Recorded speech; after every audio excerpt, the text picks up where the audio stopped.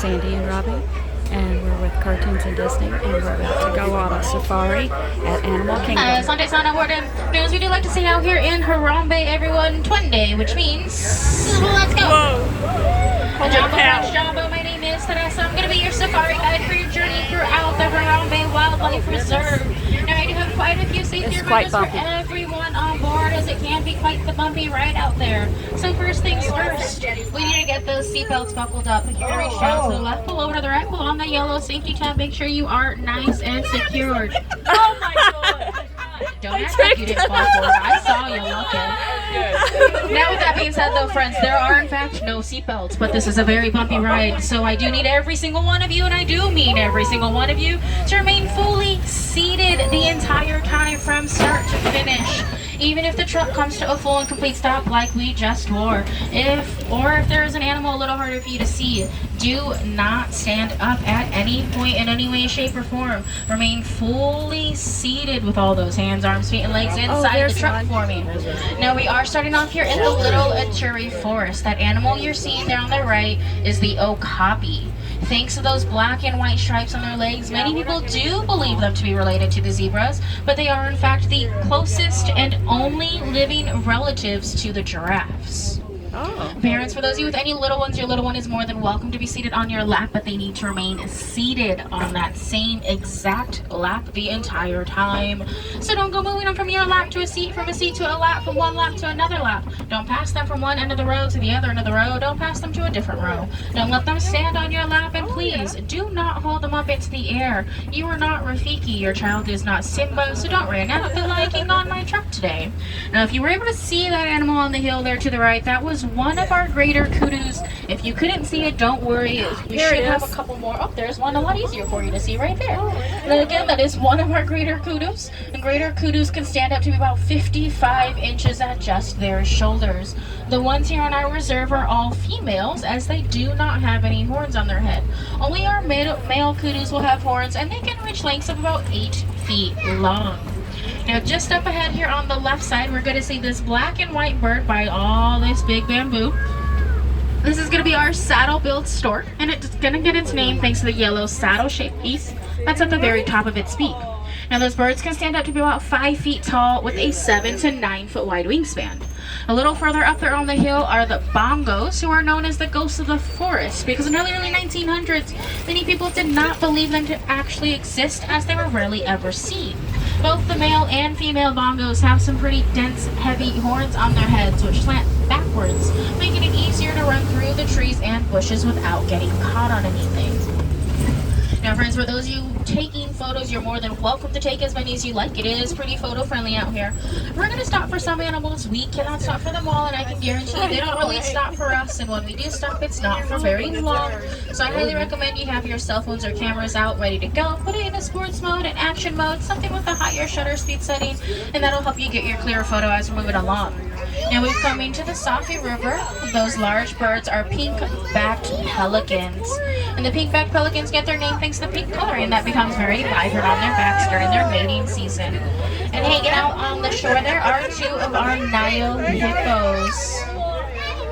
And the Nile hippos will be spending the majority of their day fully submerged under the water, and that's going to help keep them from overheating. They are able to hold their breath for about 8 to 12 minutes at a time, depending on their size, and after that, they come up just briefly for a quick breath of fresh air and will go right back under the water. Now, friends, if you are not doing so already, please make sure you are holding on to all your loose items nice and tight. If you do happen to drop anything off my truck, we're all going to wave goodbye to it together, because I'm not allowed to stop for it. But if you do have to drop something, just let me know. I'll get a hold of the correct person to get to it before the animal does, as they do tend to be quite curious. But I can guarantee you, if and when you get your item back, it'll be late this evening, if not tomorrow afternoon, and it definitely will not be in the same condition as it was before we go off this trip. Now, those are the Nile crocodiles down below. So, sit down. And Nile crocodiles are the largest crocodilian species in all of Africa, reaching lengths of over 16 feet long. They can weigh up to be well over 500 pounds and eat half their body weight in just one feeding, which is roughly about 250 pounds of food at one time. They are opportunistic feeders, meaning that they'll eat anything at any moment that appears in front of them in their rivers. But the time without eating anything at all. Now, friends, last and final part of all your safety info is please remember we are visitors here in the animal's home, so we need to be respectful of them at all times, which does mean keeping voices down to a lower, quieter indoor voice. I know it's exciting, but we have been a little too loud so far. So absolutely no shouting or screaming. Don't try to get the animal's attention in any way. So no whistling sounds, no kissing sounds, no barking, meowing, roaring, goat noises, pig noises, snapping your fingers, clapping your hands, or anything else you can think of to try to get the animal's attention. They do not like it, and they will just move further away from the truck, and that's not what anyone wants. Now we are entering the savannah here, which is the largest part of the reserve. So it is where we spend most of our time. We're going to start off with some Hartman Mountain zebra and 2 of our Maasai giraffes. It's sticking its tongue up really high trying to get that leaf. Now the Hartman Mountain zebras, I can't they're get known it. for the thicker, broader, wider stripes on their back legs. They do have There's a some broader, zebra. wider hind hooves, which allow them to Giraffe. navigate the savanna terrain a bit easier. They're the only zebra species that has an extra flap of skin underneath their necks, known as a dewlap flap, and that'll help out with thermal regulation. Unlike horses who like to neigh and whinny for communication, zebras prefer to use a series of snorts and chuffs, and they throw their body language into it to really get their point across. Those Maasai giraffes are going to be more known for the rough, jagged-like patterns we see all over their coats. Those patterns of theirs do reach from the very top of their head all the way down to the bottom of their feet. A giraffe is, in fact, the tallest animal on land, reaching heights of 18 to 20 feet tall. And they do have a great head start on this height, as they are born at nearly 6 feet tall, with a 6-foot drop down to the earth as mom does give birth while standing up. The 6-foot drop is very important for them, though, as it is what's going to help to get their hearts and lungs going by clearing out all the fluid from inside. To the left here, if you look inside the rock den, you'll see some African painted dogs laying down inside. And the African painted dogs get their name thanks to the colorful markings that are all over their coats. They're the most successful hunters in all of Africa, with a 90% success rate, as they work together as a team and they chase their prey until the prey is no longer able to stand. Those are sable antelopes staying to that left side there, and they are in the top 10 largest antelope species there are. Those horns on their heads are able to reach lengths of 4 to 6 feet long and will curve down and back to create a great deterrent against any predators who may attempt to jump up onto their backs. Now, unlike many other prey species, those sable antelopes, when it comes to that fight response, they typically stay and fight against those predators, because they are pretty good at it.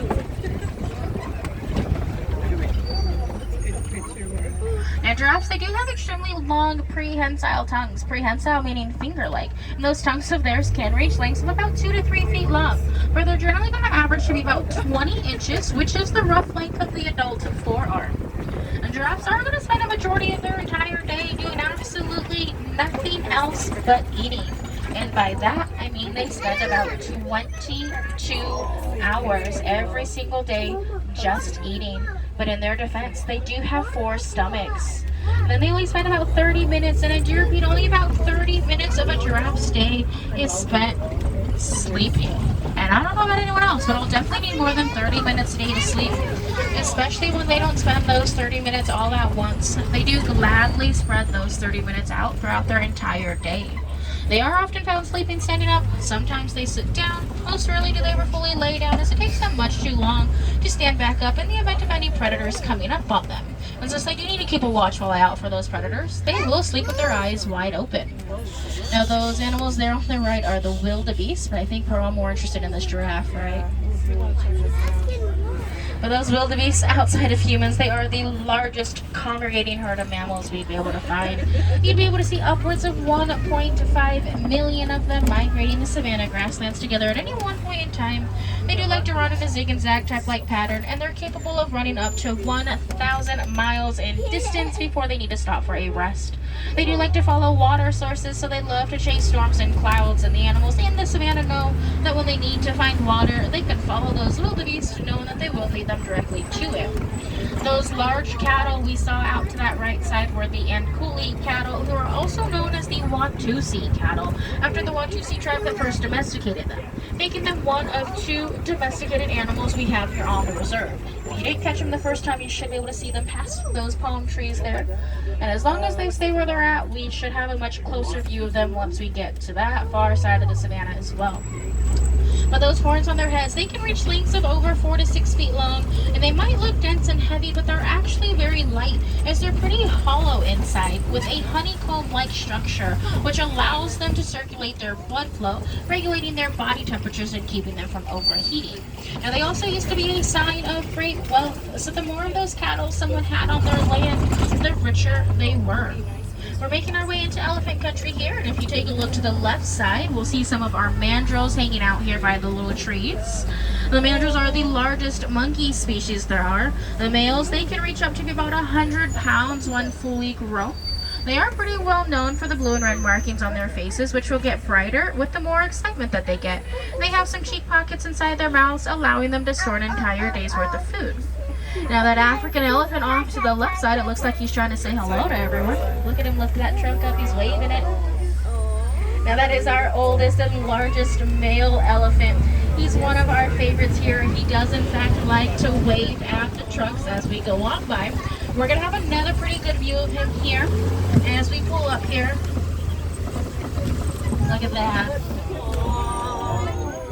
Now this will be the one and only time I ask everyone, go ahead and put those hands up, wave to him, and let's see if he waves back. Sometimes he does, sometimes he doesn't. Kind of depends on his mood. I think he said we already gave you one wave, we're not giving you another one. But now African elephants are pretty social animals and will spend the majority of their lifetime together, except for the males who are going to take off around 13 to 15 years of age, and after that they do spend a majority of the rest of their lives alone or in a loose all-male group known as a bachelor group, where there's usually about 3 to 5 of them spending their time together.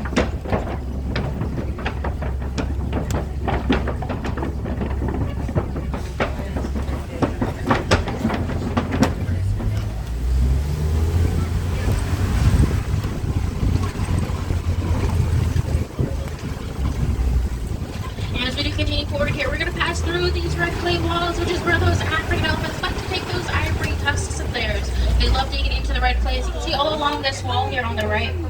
That allows them to get a hold of minerals and nutrients they aren't able to find anywhere else. Now the elephants are the largest animals here on our reserve, weighing in at about 15,000 pounds each one fully grown. They do have extremely large ears, which do continue to grow with them as they grow, and their ears are going to do a lot more for them than just allowing them to hear very well. Each of their ears are packed full of blood vessels, and they can flap those ears back and forth to create an air current that's going to allow them to cool their body temperatures down by about 15 degrees Fahrenheit.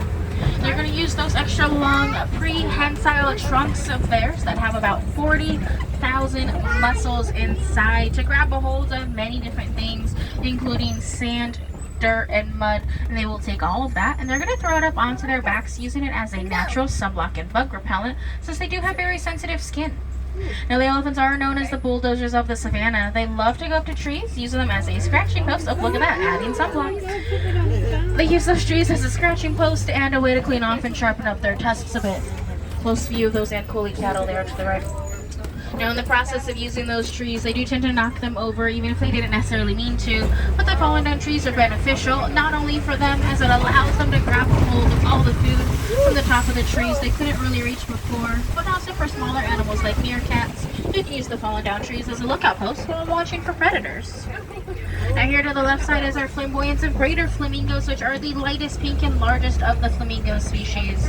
Now when all flamingos are hatched, they do start out gray, and it takes them about 2 years to get to their full pink coloring. And in those 2 years, they are eating brine shrimp, which is packed full of beta carotene. And the beta carotene is what's responsible for that pink coloring of theirs, and without it, they would remain gray. If we take a look at the flamingo's legs, the middle joint, many people believe it to be their knee, but it is actually their ankle, and everything below that is going to be their foot.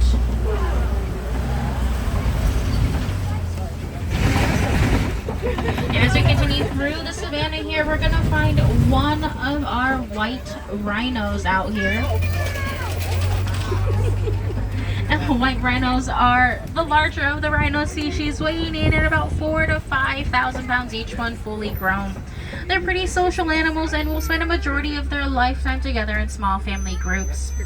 Now they do, however, have extremely bad eyesight, much worse than mine, and unlike me, they are not exactly able to wear glasses all day long, so they do have to highly rely on sounds and smells to navigate their world. But as we can see, the white rhinos are not actually white. They're gray in color, so they get their name from the mistranslation of the Afrikaans word white, which does mean wide and not white. And that's in reference to their wider, broad-shaped mouth they carry, whereas other rhinos have more of an upper pointed prehensile lip. But none of the rhinos have any natural predators in the wildlife. Their biggest threat is going to come from poaching, as they are poached for their horns, believing they have medicinal properties to them. But they are made of nothing other than keratin, just like our fingernails.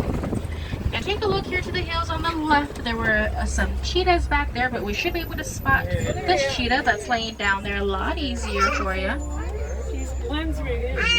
Now cheetahs are some of the fastest animals on land, reaching top speeds of 60 to 70 miles an hour. They can reach that speed in just 3 seconds, but they can only hold on to it for a short amount of time. After that, it takes them about 30 minutes to be able to fully catch their breath again. They use their extremely long tails to help them keep their balance and control their direction running at their top speeds. They have some pretty good eyesight thanks to the black tear marks on their faces, which help to reflect the sun and keep it out of their eyes. Now they are built for speed and not for power, so they're often chased off by lions and hyenas, African painted dogs, and many other predators who may come out hunting at the same time as them. Their only advantage is that they mostly hunt during the day, while everyone else will mostly hunt at night. Now this large rock formation we see to the left is known as a kopie, and kopie rocks like these generally jut out across the savanna grasslands. They're used by African cats to watch for prey down below and are most commonly used by the African lions, and let's hope they are still out. They do like to go in and hide.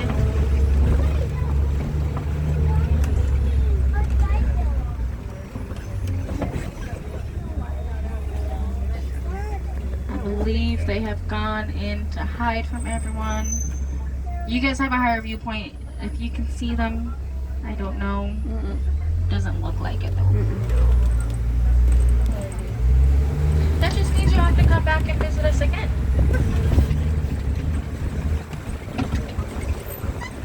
And to the left there though, we have one of our warthogs laying down right in the sun. Blends in, looks like a rock, but he's the hairy rock that's there. Warthogs are part of the same family as average domesticated pigs. Unlike pigs, though, they do rock a bit of more mohawk-style hairdo all down their backs. They have 4 tusks on the front of their faces. The 2 large tusks on their top lip curve up to help to dig out those burrows you can see down below. They love to sleep inside burrows. They do have 2 smaller tusks on their bottom lip that point straight to the side and are razor sharp. And they're going to use those 2 tusks to help protect themselves with.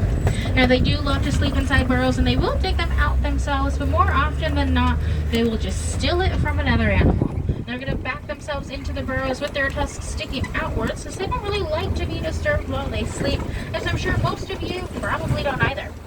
Now, as I'm sure many of you, if not all of you, have already seen The Lion King, Simba in Swahili will just mean lion, whereas Pumbaa, who was the warthog, Pumbaa in Swahili is going to mean foolish or dim-witted.